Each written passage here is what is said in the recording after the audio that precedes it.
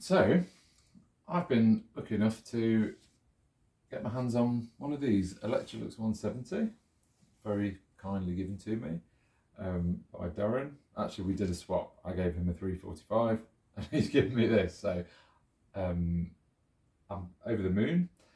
I've given it a bit of a clean up, tried to polish it a bit. It's in really, really good condition. There's a few little marks, but nothing really to deter you. Now, I had never seen the tools in the flesh for this, or rather the pan converter thing that went underneath. I've seen the instruction manual is available online. Somebody a few years ago very kindly posted some photographs of each page. So I do know what it actually looks like, but I've never seen one owned by anybody. So obviously for the purposes of showing it off now, we're just going to use the machine to do the floors. There's no tool attachments.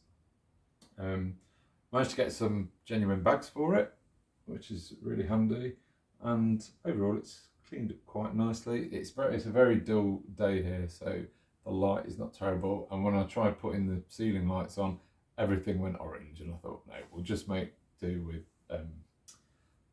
the little bit of natural light that we've got. So I'll just take the cable off. I think this swizzles round. Yes, it does. Yeah, the bit at the back swizzles round so we can get the cable off. Foot pedal, if you can see, let me move it back a bit. Foot pedal here, on and off switch here, which funnily enough is the same switch as I had on the 302. So that's handy. You get to the bag by flicking this sort of guard, I suppose you call it, off, and then it should drop down, there we go, and then spin. So let's try and get you a bit nearer. If you can see there, we have got an original bag. It's a funny shape, so you can't get away with using the bags from the 500 series, but I've tried to clean in there as best as possible. I won't take this out. It's quite difficult to get down into the bottom, and I tried with toothbrushes and toothpicks and things, and there's still a few little bits from decades ago. I think the rating plate on this said the serial number was 621, so 21st week of 1976. Still works fine.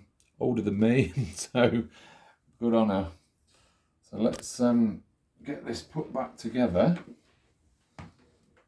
which I'm still getting the hang of, so bear with me. So you lift it up and then snap that on, and Bob's your uncle.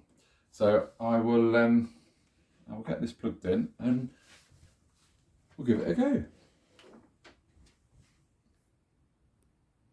You'll notice as well that the neon light works, so that shows that the power's getting to it. And I think it stays on when the machine's on, whereas say like the 504 and the 560, the light comes on when the motor's not running, but when you switch it on, the light goes off. So this, I think, is a bit different, but we'll see. The light goes off in the video, just ignore what I've just said. So, foot pedal, switch.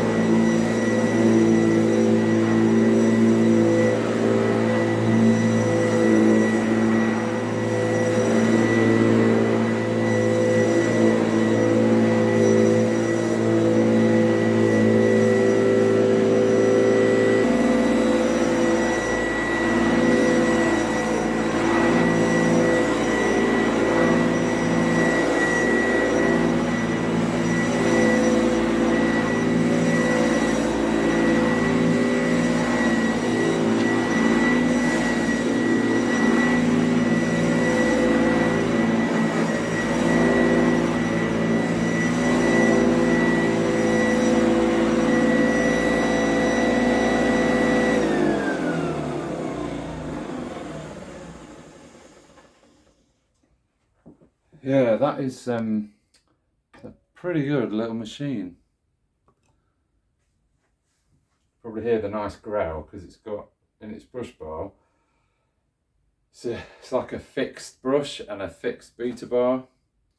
There's no sort of what's the word, capacity to be able to remove the brushes or anything. So I think if the time comes where that has to be replaced, you have to find a complete brush bar, and I guess there'll only be pattern ones now. But yeah, it makes a lovely noise as it's working away. I actually quite like the whistle. I've not looked at the motor or anything like that, so that'll be a an autumn weekend job, I think. But for the time being, I think it's absolutely fantastic. So thank you, Darren, for this. I'm going to treasure it and look after it well.